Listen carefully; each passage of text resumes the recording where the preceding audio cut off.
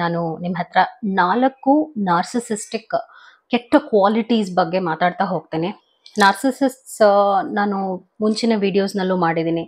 ಅವರು ತುಂಬ ಮ್ಯಾನ್ಯುಪ್ಯುಲೇಟಿವ್ ಆಗಿರ್ತಾರೆ ಹಾಗೂ ಬೇರೆ ಅವ್ರನ್ನ ಅಡ್ವಾಂಟೇಜ್ ತಗೊಳ್ಳೋದು, ಬೇರೆ ಅವ್ರನ್ನ ಸ್ನೇಹ ಮಾಡಿದ್ರು ಕೂಡ ಅವರ ಖುಷಿಗೋಸ್ಕರ ಮಾಡೋದು, ಮತ್ತು ಅವರು ಅವರ ಒಂದು ಸ್ವಾರ್ಥತೆಗೆ ಯಾವ ಲೆವೆಲ್ಗಾದರೂ ಹೋಗ್ತಾರೆ. ಸೊ ಕೆಟ್ಟ ಕೆಟ್ಟ ಕ್ವಾಲಿಟೀಸ್ ಇರುತ್ತೆ. ಸೊ ಇಂತಹ ವ್ಯಕ್ತಿಗಳು ಒಂದು ರಿಲೇಶನ್ಶಿಪ್ಗೆ ಬಂದರೂ ಕೂಡ ಅವರು ಖುಷಿಯಾಗಿರೋದಿಲ್ಲ, ಬಹಳ ನೋವು ಕೊಡ್ತಾ ಇರ್ತಾರೆ.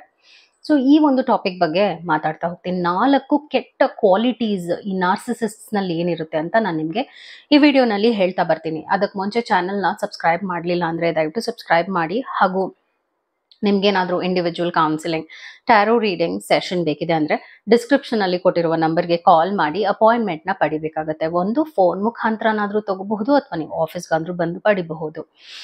ಪಾಯಿಂಟ್ ನಂಬರ್ 1 ಏನಾಗುತ್ತೆ, ಒಂದು ಕೆಟ್ಟ ಕ್ವಾಲಿಟಿ ನಾರ್ಸಿಸಿಸ್ಟ್ಸ್ನಲ್ಲಿ ಯಾವ್ದು ಇರುತ್ತೆ ಅಂದರೆ ಅವರು ಸೆನ್ಸ್ ಆಫ್ ಎಂಟೈಟಲ್ಮೆಂಟ್ ಅನ್ನುವ ಒಂದು ವಿಚಾರದಲ್ಲಿ ಒಳಗಾಗಿರ್ತಾರೆ. ಸೆನ್ಸ್ ಆಫ್ ಎಂಟೈಟಲ್ಮೆಂಟ್ ಅಂದರೆ ಅವರು ಬೇರೆಯವರೆಲ್ಲ ಇರೋದೇ ಅವರ ಸೇವೆ ಮಾಡೋದಕ್ಕೆ, ಅಥವಾ ಅವ್ರ ಫ್ಯಾಮಿಲಿ ಮೆಂಬರ್ಸ್ ಇರೋದೇ ಅವರ ನೋಡ್ಕೊಳ್ಳೋದಕ್ಕೆ, ಅಥವಾ ಅವರ ಏಳಿಗೆಗೆ ಸಪೋರ್ಟ್ ಮಾಡೋದಕ್ಕೆ ತುಂಬ ಗ್ರಾಂಟೆಡ್ ಆಗಿ ತಗೊಂಡಿರ್ತಾರೆ ಸುತ್ತ ಇರೋ ಜನರನ್ನ. ಅವ್ರು ನನ್ನ ಮಾತು ಕೇಳಲೇಬೇಕು, ನನಗೆ ನೋ ಅನ್ನಲೇಬಾರ್ದು, ಅವ್ರು ನನಗೆ ನೋ ಅನ್ನೋದು ಆ ಥರ ಅನ್ನೋಕ್ಕೆ ಸಾಧ್ಯನೇ ಇಲ್ಲ, ಅಂದರೆ ನಾನು ಒಂದು ಸಿವಿಯರ್ ಆ್ಯಕ್ಷನ್ ತಗೊಳ್ತೀನಿ. ತುಂಬ ಡಾಮಿನೇಟಿವ್ ಆಗಿರ್ತಾರೆ. ಇದನ್ನು ನಾವು ಸೆನ್ಸ್ ಆಫ್ ಎಂಟೈಟಲ್ಮೆಂಟ್ ಅಂತ ಹೇಳ್ತೀವಿ. ಬಿಕಾಸ್ ಅವರು ಅವರ ಒಂದು ದೃಷ್ಟಿಕೋನದಲ್ಲೇ ಎಲ್ಲ ವಿಚಾರಗಳನ್ನು ನೋಡ್ತಾ ಇರ್ತಾರೆ. ಬೇರೆ ಅವ್ರಿಗೆ ಏನು ಅನ್ಸುತ್ತೆ, ಬೇರೆ ಅವ್ರಿಗೆ ಬೇಜಾರಾಗತ್ತಾ, ಬೇಜಾರಾಗಲ್ವಾ, ಇದೆಲ್ಲ ಅವ್ರಿಗೆ ದೊಡ್ಡ ಮ್ಯಾಟರೇ ಆಗಲ್ಲ ಅಂತ ಹೇಳ್ತೀನಿ. So point number 1, toxic behaviour ಏನಾಗಿರುತ್ತೆ ಅಂದರೆ ಸೆನ್ಸ್ ಆಫ್ ಎಂಟೈಟಲ್ಮೆಂಟ್ ಅಂತ ಹೇಳ್ತೀವಿ. ಎಲ್ರನ್ನೂ ಒಂದು ರೀತಿಯಾದ ವಸ್ತುವಾಗಿ ಟ್ರೀಟ್ ಮಾಡೋದು. ಎರಡನೇ ವಿಚಾರ ಏನಾಗುತ್ತೆ ಅಂದರೆ ಸೆಲ್ಫ್ ಇಂಪಾರ್ಟೆನ್ಸ್, ಸೆಲ್ಫ್ ಒಬ್ಸೆಷನ್ ಅಂತ ಹೇಳ್ತೀವಿ. ಸೆಲ್ಫ್ ಇಂಪಾರ್ಟೆನ್ಸ್, ಸೆಲ್ಫ್ ಒಬ್ಸೆಷನ್ ಅಂದರೆ ಅವರು ಅವರ ಖುಷಿ ಒಂದು ವಿಚಾರದ ಬಗ್ಗೆನೇ ಯೋಚನೆ ಮಾಡ್ತಾರೆ. ಬೇರೆ ಅವ್ರಿಗೆ ಈ ಥರದ್ದು ಒಂದು ಸ್ಟೆಪ್ ತಗೊಂಡ್ರೆ ಹರ್ಟ್ ಆಗುತ್ತಾ, ನಾನು ಈ ಥರ ಒಂದು ಕೆಲಸ ಮಾಡಿದ್ರೆ ನಮ್ಮ ಮನೆಯವ್ರಿಗೆ ಬೇಜಾರಾಗುತ್ತಾ, ಈ ಥರ ಯೋಚನೆಗಳನ್ನ ಅವರು ಮಾಡೋದೇ ಇಲ್ಲ. ಅವರು ಒಂದು ಏನು ಯೋಚನೆ ಮಾಡ್ತಾರೆ ಅಂದರೆ ಅವ್ರು ಏನಾದರೂ ಒಂದು ಒಳ್ಳೇದು ಮಾಡಕ್ಕೆ ಹೋದ್ರು ಕೂಡ ಅವ್ರಿಗೆ ಯಾವ ಲೆವೆಲ್ಗೆ ಪ್ರಾಫಿಟ್ ಸಿಗುತ್ತೆ, ಅವ್ರಿಗೆ ಯಾವ ಲೆವೆಲ್ಗೆ ಅದು ಉಪಯೋಗ ಆಗುತ್ತೆ ಅಂತಾನೆ ನೋಡ್ತಾ ಇರ್ತಾರೆ. ಸೊ ಬೇಸಿಕ್ಲಿ ಇವರು ಅವರ ಏಳಿಗೆ ಬಗ್ಗೆನೆ, ಅವರ ಅಂದದ ಬಗ್ಗೆನೆ ಯೋಚನೆ ಮಾಡೋದು ಮತ್ತು ಅದ್ರ ಬಗ್ಗೆನೇ ಅತಿಯಾಗಿ ಹುಚ್ಚಾಟಿಕೆ ಇಟ್ಕೊಂಡಿರ್ತಾರೆ. ಮತ್ತು ನಾನು ಆಗಲೇ ಹೇಳಿದ್ದೀನಿ ವಿಡಿಯೋಸ್ನಲ್ಲೆಲ್ಲ ಮುಂಚೆ ನಾರ್ಸಿಸಿಸ್ಟಿಕ್ ಬಿಹೇವಿಯರ್ ಅವ್ರು ಹೇಗಿರ್ತಾರೆ ಅಂತ. ಇವ್ರಿಗೆ ಅಂದ, ಅವರ ಬ್ಯೂಟಿ ಅಂದರೆ ಬಹಳ ಪ್ರಾಮುಖ್ಯತೆ ಇರುತ್ತೆ. ಏನೇ ಆಗಿರಲಿ, ಒಂದು ಸಣ್ಣದೊಂದು ಗೆರೆ ಆಗಿಬಿಟ್ರೂ ಕೂಡ ಅದಕ್ಕೆ ತುಂಬ ದೊಡ್ಡ ಸೀನ್ ಕ್ರಿಯೇಟ್ ಮಾಡ್ತಾರೆ. ಮತ್ತು ಮನೆ ಕೆಲಸಗಳಲ್ಲಿ ಒಳಗಾಗೋದಿಲ್ಲ. ಬೇರೆಯವರು ಇವ್ರಿಗೆ ಎಲ್ಲ ಮಾಡಬೇಕು, ಇವ್ರು ಯಾರಿಗೂ ಏನೂ ಮಾಡಲ್ಲ ಅನ್ನುವಂಥ ಯೋಚನೆ ಇರುತ್ತೆ. ಬೇಸಿಕ್ಲಿ ಅವರದೇ ಒಂದು ಲೋಕದಲ್ಲಿ ಅವರು ಮುಳುಗಿರ್ತಾರೆ. ಇಂಥ ವ್ಯಕ್ತಿಗಳು ಒಂದು ಪಾರ್ಟ್ನರ್ ಆಗೋ ಅಥವಾ ಒಂದು ಫ್ಯಾಮಿಲಿ ಮೆಂಬರ್ ಆಗೋ ಇದ್ರೆ ಎಲ್ಲರೂ ಕೂಡ ತುಂಬ ನೋವು ಅನುಭವಿಸ್ತಿರ್ತಾರೆ. ಯಾಕೆಂದರೆ ಇವ್ರು ಯಾರಿಗೂ ಬಗ್ಗೋದು ಇಲ್ಲ, ಜಗ್ಗೋದು ಇಲ್ಲ, ಆ ಥರ ವ್ಯಕ್ತಿತ್ವನ ಹೊಂದಿರ್ತಾರೆ. ಸೊ ಹೋಗ್ತಾ ಹೋಗ್ತಾ ಇದು ಹೆಚ್ಚಾಗುತ್ತೆ ಬಿಟ್ರೆ ಕಮ್ಮಿ ಅಂತೂ ಆಗಲ್ಲ. ಸೊ ಅವರ ಬಗ್ಗೆನೇ ಅವ್ರಿಗೆ ಯಾವಾಗಲೂ ಕೂಡ ಒಂದು ರೀತಿಯಾದ ಯೋಚನೆ ತಲೆಯಲ್ಲೇ ಇರುತ್ತೆ. ಏನು ಮಾಡಿದ್ರೆ ನನಗೆ ಏನು ಸಿಗುತ್ತೆ, ನಾನು ಇದು ಮಾಡೋದ್ರಿಂದ ಅವ್ರಿಗೆ ಖುಷಿ ಆಗುತ್ತೆ ಅನ್ನೋ ಯೋಚನೆ ಅವ್ರು ಮಾಡೋದೇ ಇಲ್ಲ. ಸೊ ಸೆಲ್ಫ್ ಇಂಪಾರ್ಟೆನ್ಸ್ ಇದು ಎರಡನೆಯ ಒಂದು ಬ್ಯಾಡ್ ಕ್ವಾಲಿಟಿ ಆಗಿರುತ್ತೆ ನಾರ್ಸಿಸಿಸ್ಟ್ಸ್ನಲ್ಲಿ. ಮೂರನೇದೇನಾಗುತ್ತೆ ಅಂದರೆ ಪ್ಯಾಥಲಾಜಿಕಲ್ ಲಯರ್ಸ್ ಆಗಿರ್ತಾರೆ. ಸೊ ಇವರು ಬಹಳ ಸುಳ್ಳು ಹೇಳ್ತಾರೆ. ಈ ನಾರ್ಸಿಸಿಸ್ಟ್ ಒಂದು ಬಿಹೇವಿಯರ್ನ ಹೊಂದಿರುವಂಥ ಜನ ಬಹಳ ಸುಳ್ಳು ಹೇಳ್ತಾ ಹೋಗ್ತಾರೆ. ಮತ್ತು ಯಾವಾಗ ಏನಾದ್ರು ಸಿಕ್ಕಾಕೊಂಡ್ಬಿಟ್ರೆ ಇನ್ನೊಂದು ಸುಳ್ಳು ಹೇಳೋದು. ಪ್ಯಾಥಲಾಜಿಕಲ್ ಅಂದರೆ ಅವ್ರದ್ದು ಒಂದು ಹಿಸ್ಟ್ರಿ ಇರುತ್ತೆ. ಸುಳ್ಳು ಹೇಳೋದು ಒಂದು ಸ್ವಭಾವ ಆಗಿರುತ್ತೆ, ಒಂದು ಹ್ಯಾಬಿಟ್ ಆಗಿರುತ್ತೆ. ಒಂದು ವಿಚಾರದಿಂದ ಬಿಕಾಸ್ ಇವರು ತುಂಬ ಮ್ಯಾನ್ಯುಪ್ಯುಲೇಟಿವ್ ಆಗಿರ್ತಾರೆ.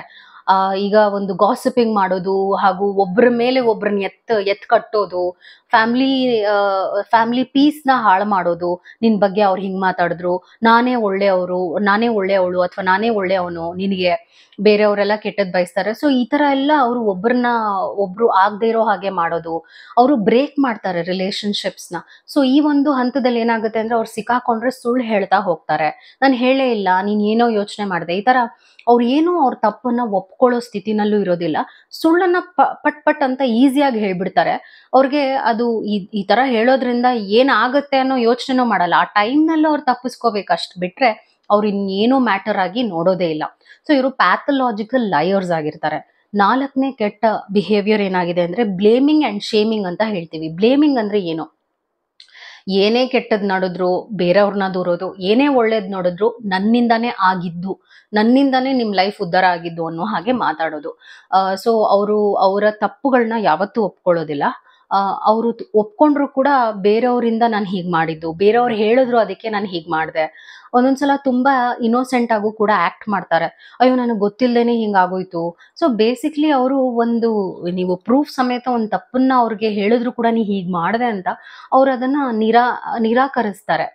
ಸೊ ಅವರು ಬೇರೆಯವರಲ್ಲೇ ಏನೋ ಒಂದು ಕುಂದುಕೊರತೆ ಇದೆ, ನನ್ನಲ್ಲಿ ಏನೂ ಇಲ್ಲ, I am a perfect person. Perfectionism ಅನ್ನೋರ್ದು ತುಂಬಾ ಇರುತ್ತೆ. ಬೇಸಿಕ್ಲಿ ಅವರು ಏನೋ ಒಂದು ಅವ್ರ ಲೈಫ್ನಲ್ಲಿ ಏನೋ ಕೂಡ ಒಂದು ಯಾವುದೇ ಒಂದು ಏರಿಯಾ ಆಫ್ ಲೈಫ್ ಇರ್ಬೋದು, ಅವರ ಕರಿಯರ್ ಚೆನ್ನಾಗಿರ್ಬೇಕು, ಅವ್ರ ರಿಲೇಶನ್ಶಿಪ್ ಚೆನ್ನಾಗಿರ್ಬೇಕು, ಯಾವಾಗ್ಲೂ 100%ನೇ ಅವ್ರು ಎಕ್ಸ್ಪೆಕ್ಟ್ ಮಾಡ್ತಿರ್ತಾರೆ. ಒಂಥರ ಇದನ್ನ ಒಂದು ರೀತಿಯಾದ ಪರ್ಫೆಕ್ಷನಿಸ್ಟ್ ಆಟಿಟ್ಯೂಡ್ ಅಂತ ಕೂಡ ನಾವು ಎಕ್ಸ್ಪ್ಲೇನ್ ಮಾಡ್ಕೊಂಡು ಹೋಗ್ಬೋದು.